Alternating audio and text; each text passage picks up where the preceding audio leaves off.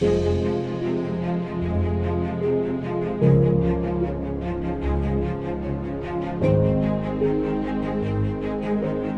m'appelle Claire Musso, je suis conservatrice-restauratrice d'objets ethnographiques spécialisée dans le traitement d'objets extra-européens. Le kayak de Cherbourg était plutôt dans un bon état de conservation. D'un point de vue structurel, par rapport à des exemples conservés dans d'autres institutions, la charpente n'était pas endommagée, il n'y a pas de déchirure de la peau. En revanche, il avait souffert au niveau des pointes par une ancienne infestation par des insectes xylophages, c'est-à-dire qui mangent le bois. On pense que le kayak a peut-être été utilisé dans le bassin du parc Emmanuelier parce qu'on a retrouvé à l'intérieur des traces de boue et des feuilles.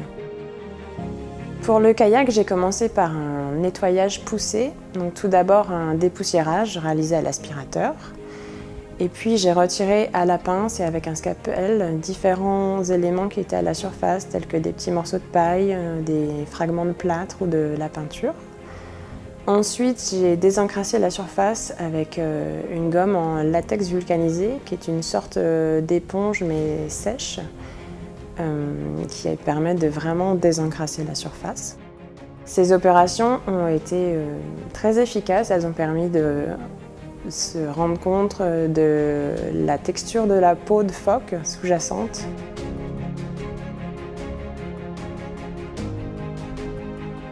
Pour le traîneau, après un nettoyage semblable à celui du kayak, j'ai mené une consolidation. J'ai fait aussi quelques collages de fragments mobiles et fait des comblements avec un mastic teinté. L'attaque des insectes xylophages est telle qu'en fait le patin droit du traîneau ainsi que 4 des traverses sont des reconstitutions en bois qui ont été réalisées probablement au cours du XXe siècle.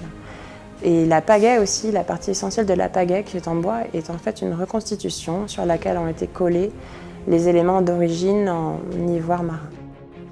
Le traitement du costume était un peu un défi, c'est celui qui a donné les résultats les plus spectaculaires. Posé à la verticale, le costume s'était affaissé sous son propre poids malgré un important rembourrage en paille. Donc les jambes étaient complètement pliées, les bottes étaient de fait coincées à l'intérieur. Donc après un nettoyage poussé, j'ai placé les pièces du costume une à une dans une chambre humide qui a permis de redonner momentanément à la peau une certaine souplesse, qui m'a permis de redonner au global une forme plus naturelle, plus humaine à l'ensemble.